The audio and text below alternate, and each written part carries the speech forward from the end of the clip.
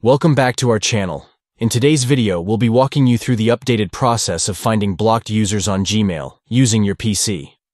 If you've ever wanted to see who you've blocked, or if you're looking to unblock someone, you're in the right place. Let's get started.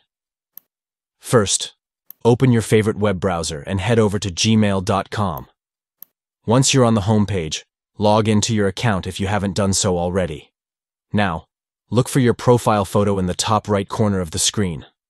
Click on it, and a menu will appear. From this menu, select Manage Your Google Account. This will take you to your account settings.